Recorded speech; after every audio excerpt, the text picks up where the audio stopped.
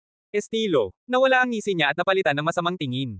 Mula sa sandaling ito, sa aking landas, papatayin ko ang isang buong pulutong ng mga tao at gagawa ako ng maraming mga kaaway, malamang na makapangyarihan, kaya kung gusto mo, maaari kang umalis. Siya ay 99.9% sigurado na hindi siya aalis, ngunit gusto niya itong bigyan ng babala at kung pipiliin niyang umalis, hahayaan siya nito. What the FK are you talking about? Without my cultivation, Nagus would eventually find and kill me or worse. Bamantong hininga siya at nagpatuloy.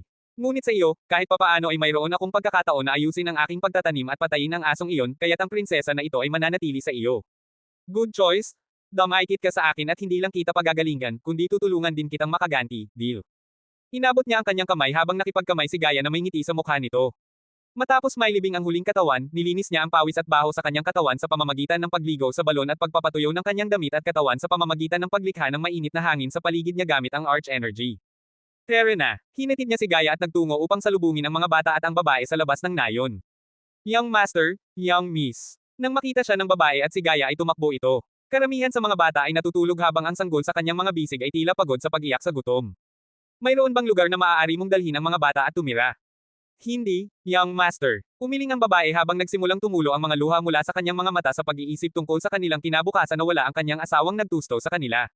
System, meron ka bang grocery items at utensils na lulutuin? Dapat malaman ng host sa ngayon na kung ang host ay may badass points, ang system ay maaaring magbigay sa host ng kahit ano. Sige, sige. Gulat na gulat ang babae habang nakatingin sa mga gulay, supot ng bigas, at mga kagamitan na lumilitaw sa harapan nila.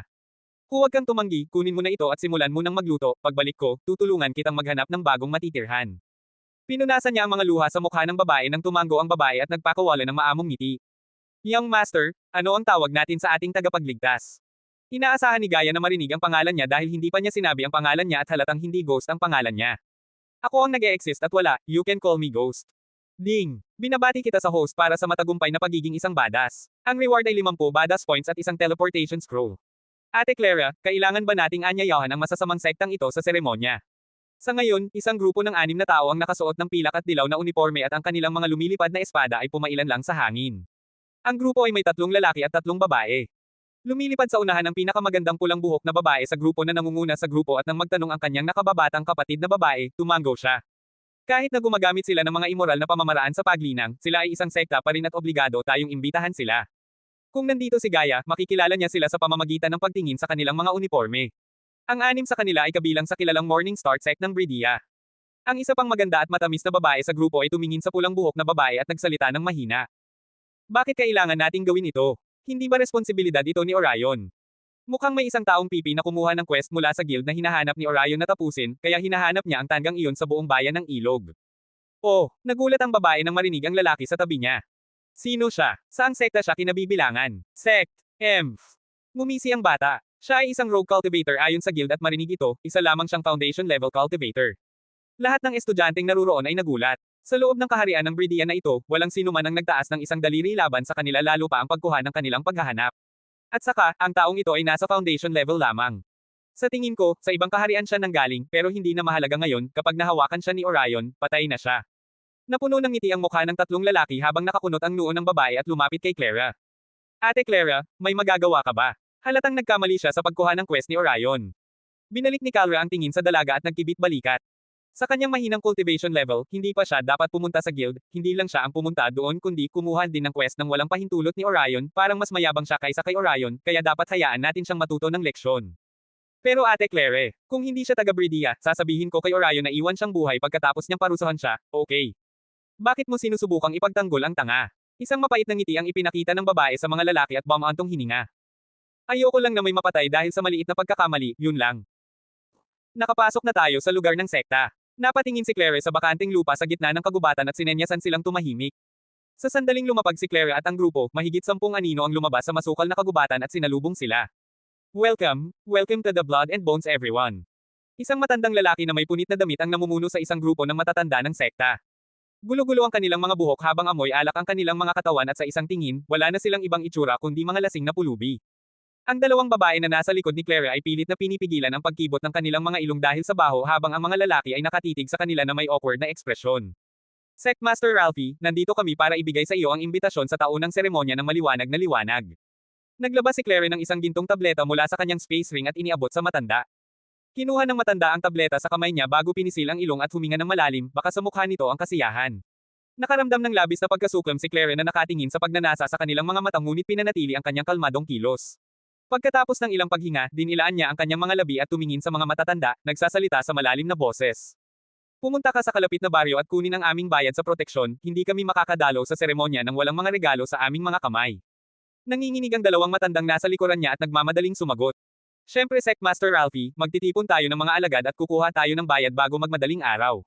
Nang makitang lumiko ang mga matatanda sa lugar matapos silang bigyan ng kakaibang tingin, ang mga batang babae ay nakaramdam ng pagkasuklam at hinintay na makaalis si Claire dito. Mabuti. Pagkasabi noon, tumawa ang matanda ngunit nang aalis na ang mga matatanda, nakita ng mga batang babae at lalaki ang isang taong nakasuot ng buong itim na damit na lumalabas sa kagubatan at pumasok sa bakanteng lupa.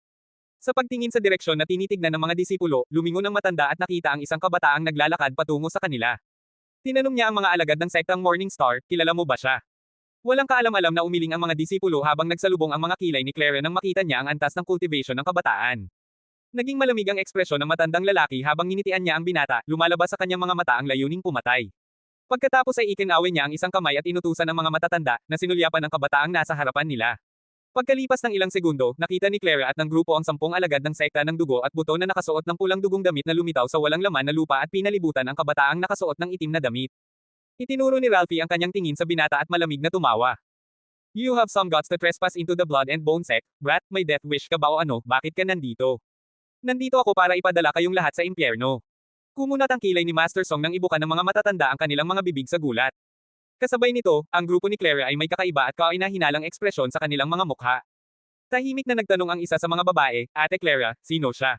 Saan siya nanggaling? Nagkatinginan ng iilan sa kanila bago umiling, I've no idea pero parang galit siya, naglalakad dito with his foundation level cultivation. Ang iilan sa kanila ay itinapon sa isang tahimik na talakayan habang paminsan-minsan ay sinusulyapan nila ang kabataang nakaitim na damit, bawat isa ay may sariling pag-iisip tungkol sa kanya. Dahil napakatigas mo sa kamatayan, hayaan mo akong pagbigyan ang iyong hiling. Isang muscle mountain ang hamarang sa daan ni Michael na may kasamang masamang ngiti. Ang kanyang biceps ay nakaumbok na may hawak na 6 na talampakang mabigat na gintong palakol. Shit human, buong bulugan at kalabaw ang kinakain niya sa almusal. Kung ikukumpara sa muscle mountain sa kanyang harapan, mukha siyang maliit na tupa. Polch! Ngunit biglang nanlaki ang mata ng lalaking napakalaki nang ibinagsak niya ang kanyang malaking palakol sa lupa. Makalipas ang ilang segundo, napaluhod din siya at nakita ng mga estudyanteng nakapaligid sa kanya ang isang itim na kutsilyo na lumalabas sa kanyang puso habang umaagos ang dugo mula sa sugat. Nang makuha niya ang kutsilyo, sinipa niya ang palakol ng damapo ang malaking palakol sa kanyang kamay. Ding! Congrats sa host para sa pagpatay sa isang body refining stage, level 6 cultivator. Ang reward ay 4,500 experience points pati na rin ang 200 badass points. Tunay nga, saglit silang lahat ay namangha nang ang grupo ni Claire ay natigilan sa kanilang kinatatayuan. Pinagmamasdan nila ng nakanganga ang mga bibig habang binago ni Michael ang kanyang sarili bilang isang kidlat at diretsong sumugod sa grupo ng mga disipulo ng Blood and Bone sect na walang takot na nakapaligid sa kanya. Palch palch palch! Hindi nila makita ang katawan ni Michael at ang tanging nakikita nila ay ang kidlat sa gitna ng grupo. Sa tuwing lumalapit ang kidlat sa isang alagad, tumalsik ang mainit na dugo sa lupa. Sa ilang segundo, nasaksihan nila ang paghinto ni Michael sa kanyang mga hakbang habang ang buong mga disipulo ay nakapaligid sa kanya kanina ay nakahiga na ngayon sa isang lusik ng kanilang sariling dugo. Napatulala silang 6 mula sa Morning Star sect dahil puno ng gulat ang kanilang mga mukha. Sa isang iglap lang, nagawa niya ito. Sila ay, gumagalaw. Itinuro ng magandang babae sa likod ni Clara ang mga disipulo at sinabi habang ang lahat ay nakatingin sa mga disipulo. Ang lahat ng kanilang mga binti ay pinutol o tinadad sa isang kakila-kilabot na paraan, ang mga sirang buto ay lumalabas sa kanilang mga binti at ginawa ang mga batang babae na nasusuka. Bastos! Ang galit ni Ralphie ay sumabog sa loob niya na parang bulkan habang ang kanyang sigaw ay umalingaw-ngaw sa kagubatan at itinaboy ang lahat ng mga ibong nakahiga doon. Sa sandaling iyon, kahit na hindi kailangan na sigawan sila ni Ralphie, ang mga disipulo ng Blood and Bone sect ay sumugod kay Michael na may mga mukha ng galit. Putulin sila, tao. Gamit ang kanyang dugong palakol sa balikat, nakatayo doon si Michael na may kasamang ngiti at kumaway sa kanila para sabay silang atakihin. Ding! Binabati kita sa host para sa matagumpay na pagiging isang badass. Ang reward ay 100 badass points. Ignition. Nagpaputok siya ng kidlat mula sa kanyang isang kamay sa mahihinang mga disipulo. Ang kidlat ay nakatutok sa kanilang mga binti at ang kidlat ay ganap na sinunog ang kanilang mga laman nang magsimulang makita ang mga buto. Dalas ng kidlat, bago ang mas malalakas na mga disipulo ay gumawa ng isang shield spell, muli siyang naging isang kidlat at sumugod sa kanila. Whoosh! Sa susunod na sandali, lumitaw siya sa likod ng magsasaka na sinusubukang atakihin siya. Isang masamang ngiti ang lumitaw sa kanyang mukha nang sabihin niya, nasa likod mo ako. Nakanganga ang mga mata ng alagad na para bang nakakita ng multo at gulat na gulat. Sa isang iglap, dinala ni Michael ang galit ng palakol sa kanya, pinutol ang kanyang dalawang paa sa kanyang katawan at pinalipad ang mga paa patungo sa mga matatanda. Hindi nagtagal, ang mga arko ng kidlat sa ilalim ng kanyang mga paa ay tila kumikislap at sumasayaw na parang mga kidlat sa kalangitan. Lumingon siya sa susunod na alagad. Nagsisimula pa lang ako. Pagkaraan ng ilang sandali, ang walang laman na lupa ay puno ng paghihinagpis ng paghihirap at pagsusumamo para sa awa pati na rin ang dugo at mga paa. Sa isang pares ng duguan ng mga mata, ang puso ni Michael ay napuno ng galit at layuning pumatay. Habang pinuputol niya ang kanilang mga binti, lalo siyang nagalit nang ilabas niya ang lahat ng nakakulong niyang galit na ibinao ng maliliit na bata sa mga disipulong ito. Tuluyan niyang binaliwala ang kanilang mga pagsusumamo para sa awa at pagbabanta. Alam niya na ang mga ito ay mga hayop na gumagala sa planetang ito at lahat ay nararapat na mamatay. Alam niyang kailangan niyang ipadama sa kanila ang naramdaman ng mga taga-nayon at maliliit na bata bago sila mamatay. Kasabay nito, ang kanyang isip ay napuno ng tuloy-tuloy na tunog at mga alerto na ginawa ng sistema. Papatayin ko kayo bastos. Hindi na napigilan ni Ralphie ang galit sa pagtingin sa lahat ng baldado niyang estudyante na nakahandusay sa sarili nilang pool ng dugo. Medyo nabigla ang mga matatanda nang makita ang kakaibang spells at techniques niya pero alam nilang kung hindi sila kikilos ngayon, papatayin sila ni Ralphie. Dalhin mo. Tumawa siya ng malakas habang nakahawak sa palakol at sumugod sa mga matatanda na may mga mukha ng takot at pagtataka. Sa pagtingin sa kanyang bilis, napatigil sila sa kanilang paggalaw sa gulat at hindi gumalaw ni isang pulgada. Sa pinakahuling sandali, ang mga matatanda ay nanimbalik sa kanilang katinoan at nagsimulang gumawa ng iba't ibang mga spell upang ipagtanggol ang kanilang sarili ngunit natakot pa rin sila. Ano man ang mga spell o skill na ibinato nila, hindi nila siya maabot sa pamamagitan ng kanyang kalasag. Matapos ang walang bungang pagtatangka nilang patayin siya ay naging maliwanag, tinitigan nila ang ginintoang talon ng palakol habang nakaramdam sila ng matinding sakit. Sa sumunod na sandali, bumagsak ang kanilang mga katawan sa lupa at may dalawang dagwang paang nakahiga sa kanilang harapan. Paano siya masisira ng kanilang mahinang spell, gumastos siya ng 2,500 badass points sa shield, at sa mga body refining stage cultivators, hindi siya magagapi. Ang grupo ni Clara ay dilat ang mata, lubos na namangha, at medyo natakot sa kanya. Siya ay masyadong malakas at mabilis. Ang mga matatanda ay hindi man lang nagkaroon ng pagkakataon na mag-defense spell sa kanila. Bulong ng isa sa mga lalaki sa kanyang kaibigan. Masyado siyang malakas, dapat ay itinatago niya ang antas ng kanyang paglilinang sa iba. Nakita mo ba na nagpunta siya from foundation level to body refining stage, ganun lang. Siguro ay gumagamit siya ng isang uri ng pagtatago ng spell upang itago ang kanyang tunay na antas ng paglilinang at paglalaro ng mga laro sa isip sa kanila. Maaari ba siyang maging isang tagapagtanim na nagpapalakas ng katawan? Base sa powers niya, dapat. Pinutol niya ang mga paa sa iba pang mga alagad habang si Ralphie ay tila nag-aalangan na atakihin siya. Ang sistema ay paulit-ulit na pumuputok sa kanyang isipan na nagpapaalam sa kanya ng mga gantimpala na kanyang natanggap. Kumapit. Sa pinakadulo, inihampas ni Michael ang palakol sa lupa at tumayo sa gitna ng halos patay na mga disipulo at tinadtad na mga binti. Tapos sumigaw siya ng malakas kay Ralphie, aatakihin mo ba ako o ano? Sa kabila ng kanyang galit, sinabi sa kanya ng kanyang instincts na napakalakas ng kabataang ito at masama ang pakiramdam niya habang tinitigan siya ng masama at nagtanong, sino ka? Wala kang karapatang malaman ang pangalan ko. Nakangiti siya pero puno ng killing intent ang mga mata niya kay Ralphie. Bakit mo ginawa to? Itinuro ni Ralphie ang mga alagad at ang matatandang gumagapang sa lupa at galit na nagtanong.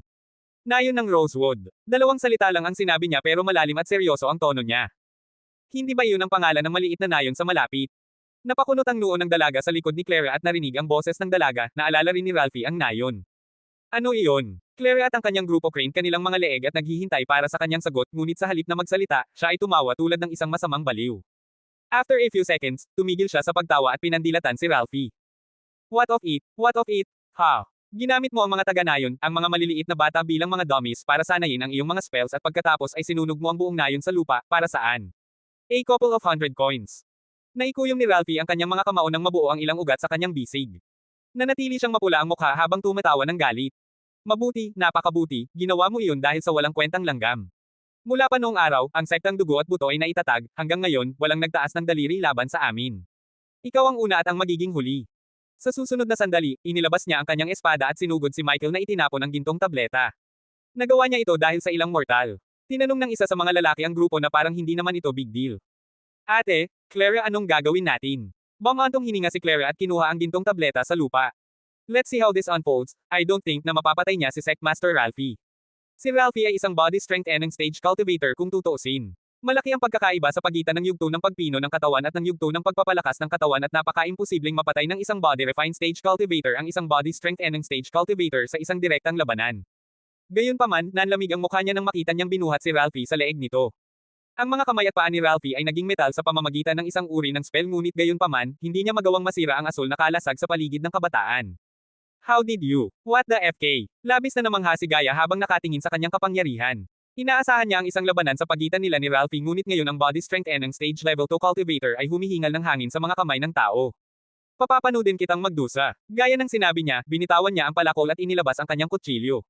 Napansin ni Gaia ang isang berdeng lilam sa ibabaw ng talam. Bitawan mo, ako. Nahirapan si Ralphie na bigkasan ang mga akdang ito habang si Michael ay tumawa ng malamig. Magsisimula na tayo. Ibinaon ni Michael ang kanyang kutsilyo sa kanang dibdib ni Ralphie upang maiwasan ang mga pangunahing ugat at ugat. Nang pumasok ang kutsilyo sa kanyang katawan, nakaramdam siya ng lamig sa kanyang gulugad at namamanhid ang kanyang katawan maliban sa kanyang bibig. Matapos maparalisa si Ralphie ay ibinaba niya ito habang tinanong ng matanda. Anong ginawa mo? Dapat kang mag-alala sa gagawin ko. Hulaan mo ba? Tumawa siya at sinipa si Ralphie sa bituka. Bastos. Susunugin ko ng buhay ang mga miyembro ng sekta mo. Sa sandaling binibigkas ang mga salita, lahat ng naruroon ay natigilan dahil lahat sila ay ganap na nabigla at natigilan. Ang ilan sa mga disipulo at matatandang buo ay gumagapang na walang mga paa at may mga mukhang matinding takot sa kabila ng sakit na kanilang nararamdaman. Ang mga babae sa likod ni Clara ay natakot pati na rin sila ay sumigaw ng balisa. Kuya, wag kang padulos-dalos. Pakiusap, huminahon ka at maging makatuwiran. Nagbuhos ka na ng sapat na dugo at napilayan ang kanilang paglilinang, iyon ay mas masahol pa sa kamatayan para sa isang magsasaka. Kung papatayin at susunugin mo sila, wala kang iba sa sekta ng dugo at buto. Tumanggaw si Clara at sumigaw ng hindi naaapakan ng lupang basa ng dugo. Ngunit ginawa na niya ang kanyang sarili sa isang kidlat nang makita nila ang mga katawan ng mga alagad na nakatambak sa gitna ng lupa. Huwag mong pakinggan ang mga asong ito, tao, tama ka, kailangan nating dahan-dahan silang inihaw sa apoy, tulad ng manok. Nagkakamali ka, sabi niya nang huminto siya sa paggalaw habang masama ang pakiramdam ng grupo ni Clara na nakatingin sa mukha niya at nasa mga mata niya ang pagpatay. Mas masama ako sa kanila. Maaaring lumitaw ang pulang kulay sa kanyang kamay. Nangangawit ang mga batang babae sa naamoy ang matinding baho nang simulan niyang ibuhos ang likido sa mga umuungol na katawan ng matatanda at ng mga alagad. Hindi. Sa sandaling sumigaw si Ralphie sa takot, tumama ang kidlat mula sa kamay ni Michael sa tumpok. Sa sobrang takot ng grupo ay napasigaw ang dalawang babae sa sobrang takot. Gulat na gulat ang mga ekspresyon nila, hindi makapaniwala sa kung ano man ang kanilang tinitingnan.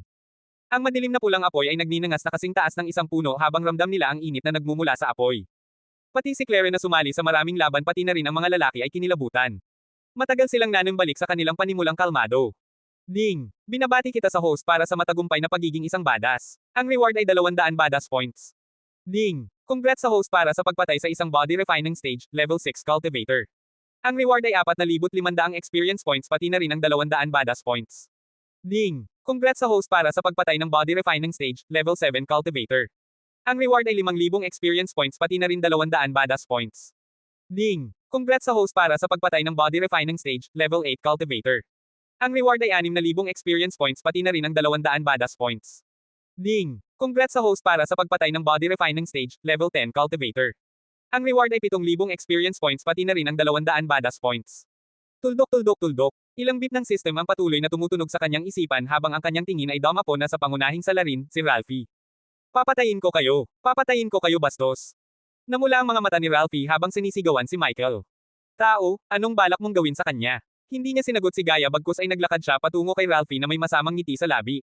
Gagawin kita ng halimbawa. Tumahimik ka. Sinuntok ni Michael si Ralphie gamit ang kanyang buong lakas habang ang dalawang ngipin sa harapan ay lumipad mula sa kanyang bibig. Anong, ang gagawin niya? Nauutal ang mga babae at pinagmasdan siyang binabalot ng puting damit na parang mommy ang katawan ni Ralphie. Hindi ba natin siya iiho sa apoy na ito, tao? Hindi. Hoy, tignan mo, parating na yung young master. Ano ang hinihila niya? Napansin ng dalawang bantay sa pader ng lungsod si Michael at lumabas sa kanilang maliit na tolda at kumaway kay Michael. Hey guys! Kumaway pabalik sa kanya si Michael at huminga ng malalim. Guys, bigyan mo ako ng tubig. Ang pares ng mga gwardya ay nabigla at natulala nang marinig siya. Wala kang dala. Kami naman, pero young master. Baka sa mukha ng dalawang gwardya ang pagtataka. Kami ay mga karaniwang tao at ikaw ay isang maharlika. Dahan daw ang sabi ng isa sa mga guard habang umiiling si Michael. FK that? Di ba tao lang tayong lahat? Dalhan mo ako ng tubig, nauuhaw ako, go, hinabol niya ang isang guard at tumingin sa isa. At ikaw, tulungan mo ako dito. Hindi na siya makausap ng mga ito ngunit namangha ang mga gwardya. Habang pumunta ang guard para magdala ng tubig, pumakbang ang isa pang guard para tulungan siya. Nangangaso ka ba sa kakahuyan, young master? Puno ng mga bahid ng dugo ang damit niya at parang laro niya ang nasa loob ng puting tela. Uri nang, nakita ng gwardya ang isang mahabang poste na nakaharap sa kanya habang ang isa pang gwardya ay dinala sa kanya ang tubig sa isang leather flask. Gulp. Kinuha ang prasko, sinimulan niyang lagok ang tubig upang pawiin ang kanyang uhaw habang ang dalawang gwardya ay napagkamalan na si Ralphie ay isang hayop at patuloy na tinutusok siya. Anong klaseng hayop ito? Halos mukhang tao. Young master, ano ito? Is this a divine beast? Ang mga banal na hayop ay mga hayop na may talento sa paglilinang at sila ay ibang-iba sa mga normal na hayop. Mas masama, ito ang punong guro ng sekta ng dugo at buto.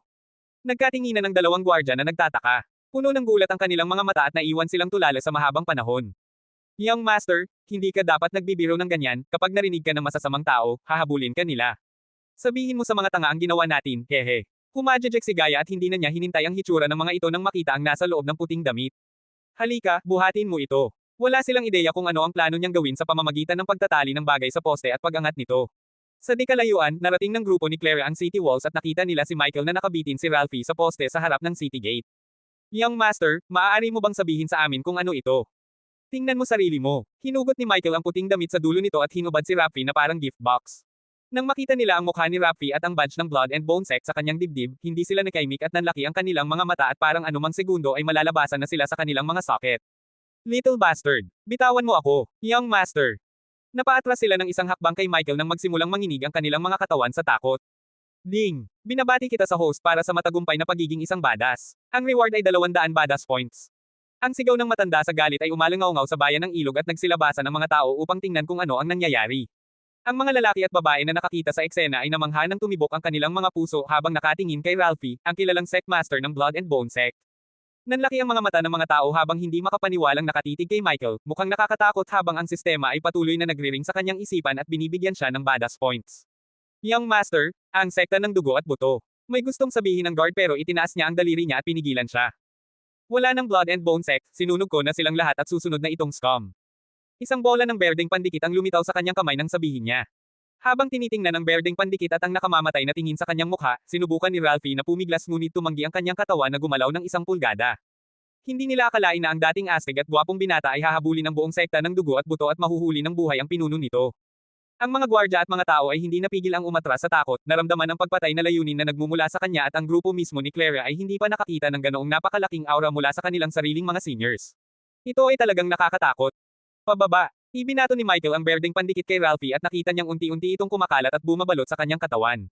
Ang berdeng pandikit ay isang uri ng sangkap na binili niya mula sa system. Gusto niyang sunugin siya ng dahan-dahan at pahirapan ang lahat ng sakit na kaya nang hilingin niya sa sistema na gawin ang isang bagay na tulad nito, inirerekomenda ng system ang berdeng pandikit. Ano? Ano ito? Natarante si Ralphie nang makita ang pandikit na kumalat sa buong katawan niya habang sinisigawan ng grupo ni Clara na nakatingin sa eksena mula sa malayo. Gawin mo, tulungan mo ako.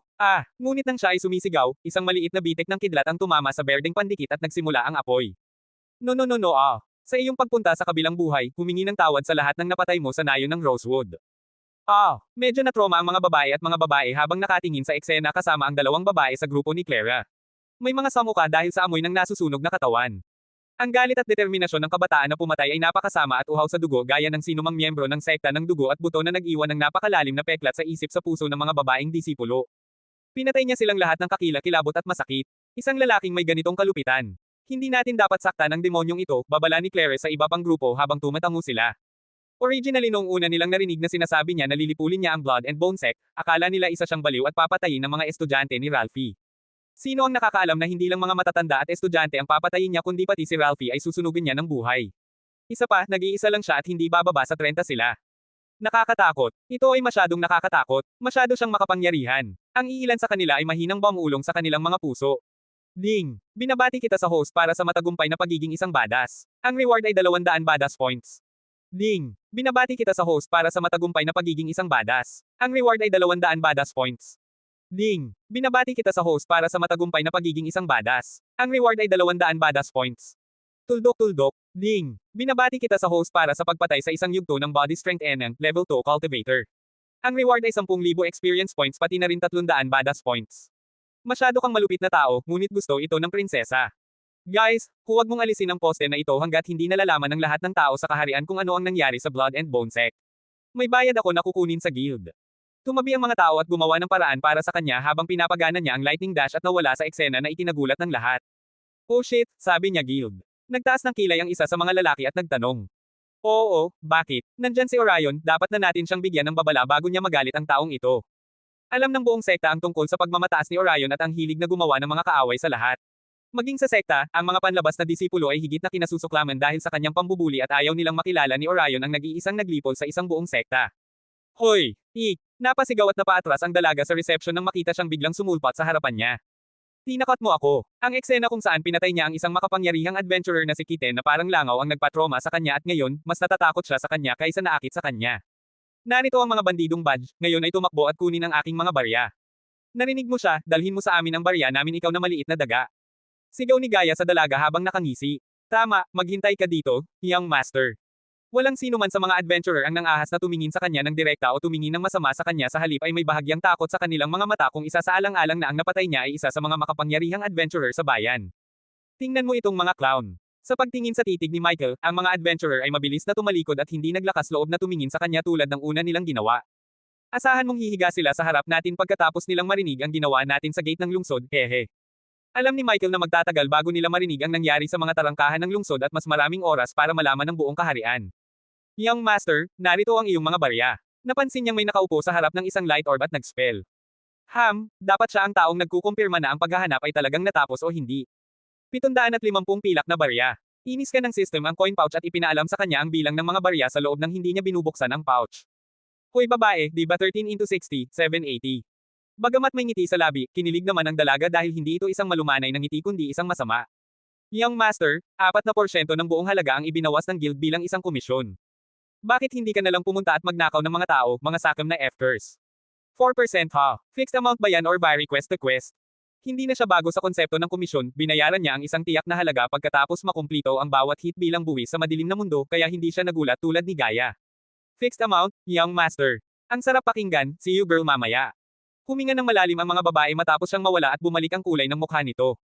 Halos na double ang dami ng tao nang lumabas siya sa mga gate ng lungsod habang ang sistema ay nagsimulang tumunog sa kanyang isipan at bigyan siya ng mas maraming badas na puntos. Ang lahat ng mga tao ay nakatayo sa paligid ng poste at nagbubulong-bulungan habang ang mga gwardya ay nakita siyang papunta sa kanila. Lumabas ka, dadating na si Young Master. Mabilis na tumalon ang grupo ng mga taong nakatayo sa kanyang daan at ibinaba ang kanilang mga ulo.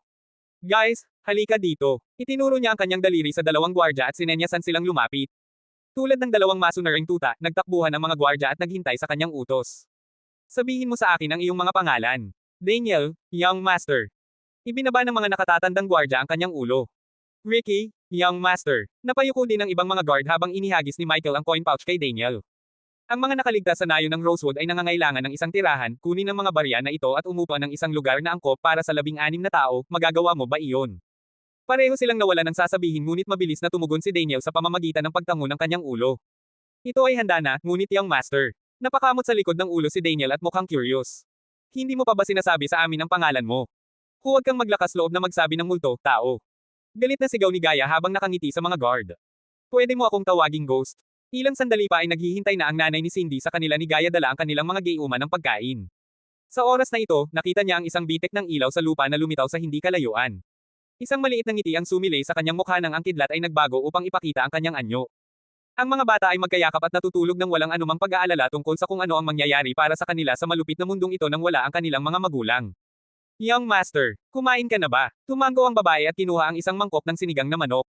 Ito ay hindi gaanong nakain sa iyong buhay. Ang isang makapangyarihang kabataang tulad niya ay walang iba kundi isang mayamang binata na may sapat na masaganang kayamanan at mga mapagkukunan ng pagtatanim upang maging ganito kalakas sa murang edad, naisip niya. Kung dapat mong malaman, hindi ako isang maharlika o Panginoon ng anumang bagay ngunit isang karaniwang tao tulad mo at ng mga batang ito. Kinuha niya ang bowl sa kamay ng babae at umupo sa mabuhanging lupa. Wow! Naningkit ang kanyang mga mata nang dumampi ang lugaw sa kanyang panlasa. Hindi pa siya nakatikim ng ganito sa kanyang nakaraang buhay at kumain siya sa alinmang prestihiyosong 5-star hotel at Michelin-star restaurant sa mundo. Ngunit hindi siya nagbigay ng anumang magarbong sangkap o anumang espesyal, gayon paman, ang babaeng nauna sa kanya ay ginawang espesyal ang mga karaniwang sangkap. Ang sarap nito ma'am, ano nga pala pangalan mo?